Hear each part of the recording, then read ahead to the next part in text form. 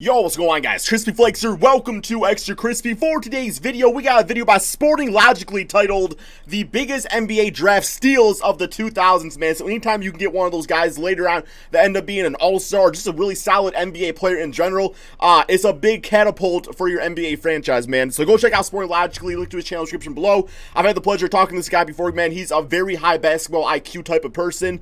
Makes really good content, so go check out his channel, man. Link to it in the description below, man. Let's go ahead and check this out. Let me know in the comment section below who is a big steal before we can go through this video that you think should be listed right here. Let's get him in.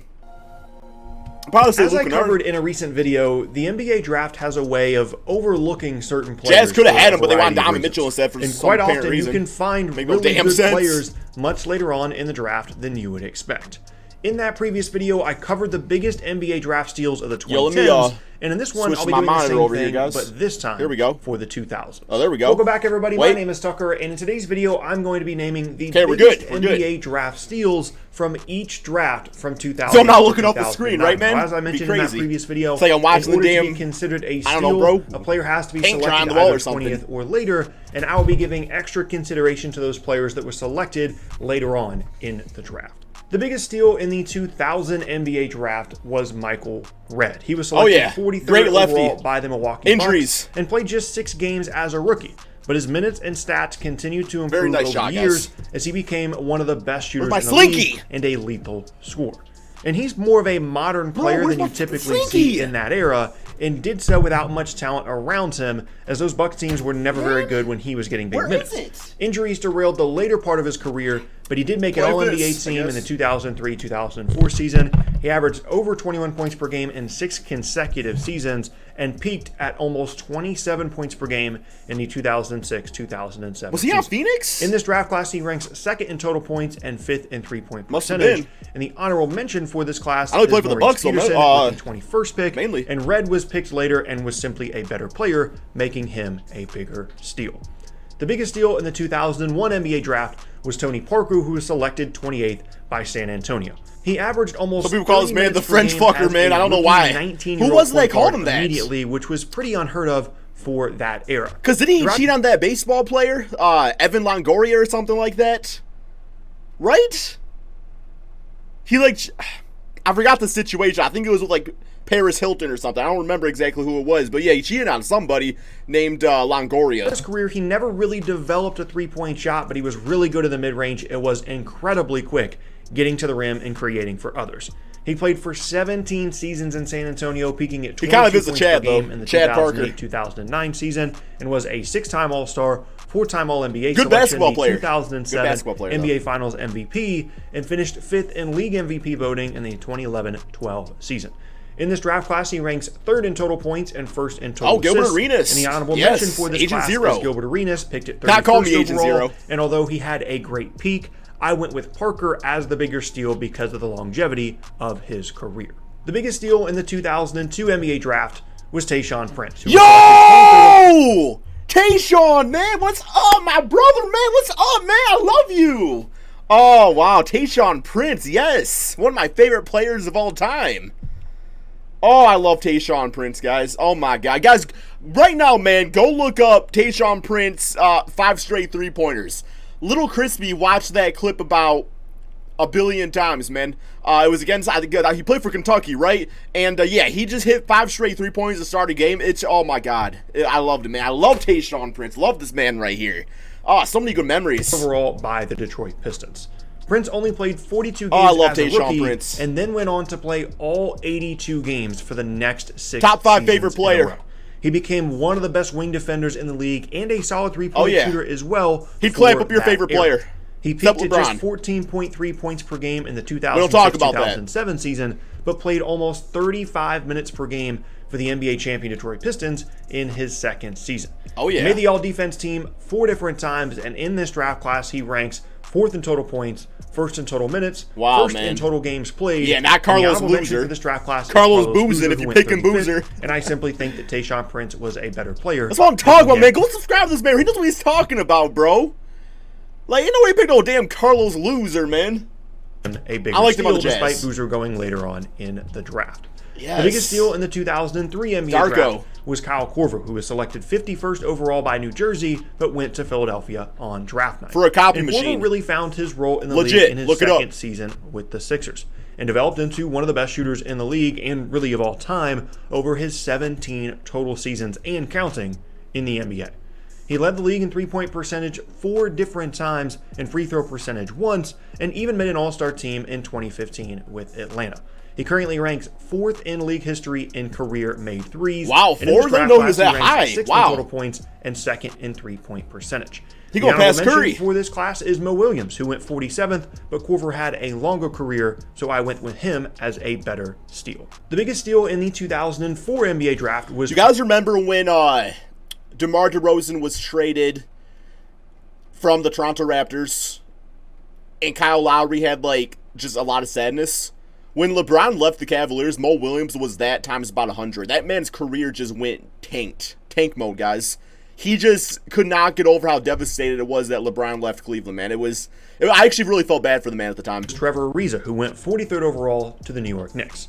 He was a solid player for the Knicks and the Magic to start his career, but really found his such a role freaking and Trevor name, prominence man. within the NBA Trevor. in the 2008-2009 season with the LA Lakers. He was a really good active wing defender and helped the Lakers win the 2009 NBA title and became a valuable free agent not only that offseason, but throughout his career. Always a good my league player. Signing multiple big contracts and adding a three-point shot to his arsenal along the way. He peaked at almost 15 points per game with the Houston Rockets in the over Kevin Martin? 2010 season, and within this draft Longevity, class, I guess. he ranks 8th in total points and 7th in total rebounds.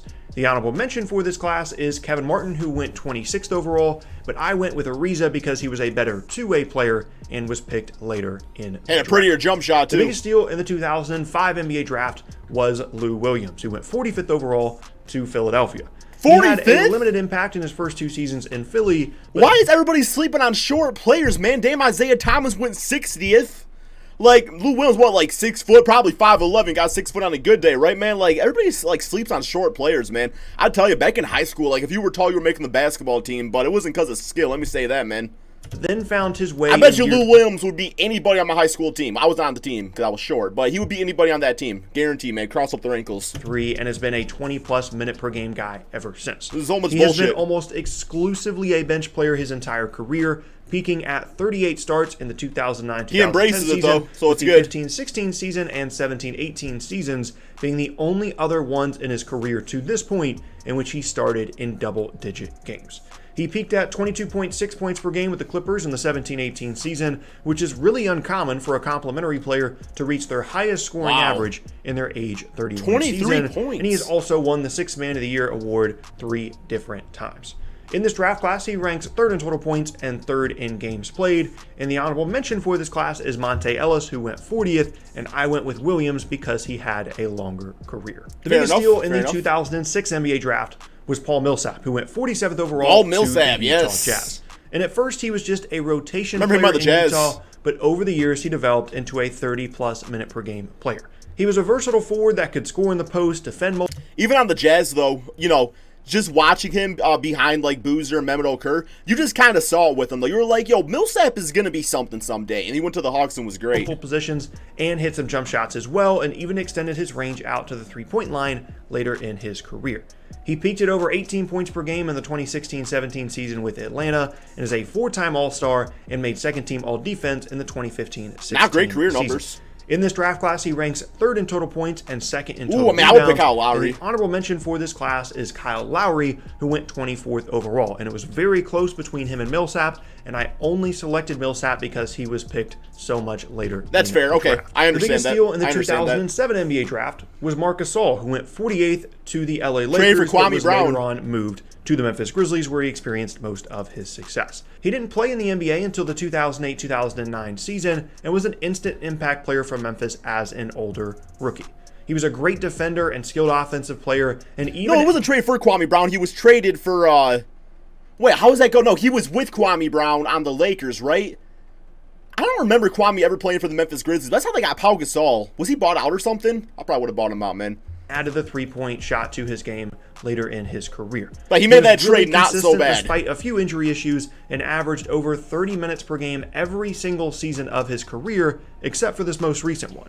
He peaked at over 19 points per game with Memphis in the 2016-17 season. He went on that Jokic diet. Was a three-time All-Star, Looking good, second-team All-NBA in the skinny. 2012-13 season, first-team All-NBA in the 14-15 season, second-team All-Defense in 2012-13, and Defensive Player of the Year in the same season, and one of the strangest award wins of all time because of the fact that he won Defensive Player of the Year, but then was second-team All-Defense. In this draft class, GASOL ranks 4th in total points and 4th in total minutes, and the honorable mention for this class is Wilson Chandler, Solid who went 23rd overall. Nuggets, GASOL was remember him simply a better player and selected later. The biggest steal in the 2008 NBA draft is Goran Dragic, who went 45th overall to the San Antonio Spurs. He was traded to the Suns just 2 days after the draft and struggled to find a consistent role in the NBA initially.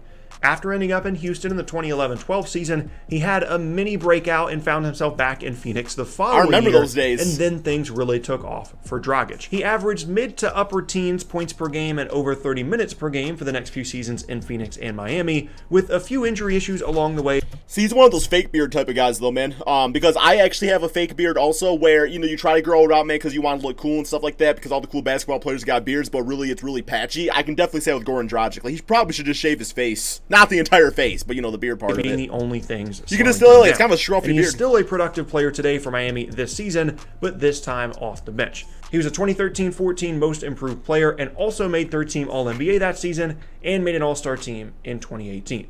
In this draft class, he ranks 4th in total points and 2nd in total assists. Serge was and the nice honorable too. mention for this class is Serge Ibaka, who went should have been traded overall, instead of and they had Harden. very similar caliber careers in my opinion, but I went with Dragic simply because he was drafted later. And last up, the biggest steal in the 2009 NBA draft was Darren Collison, who went 21st overall to the New Orleans Hornets. And he's been he's on the Clippers a lot, borderline mostly, starting caliber point guard for pretty much his entire career.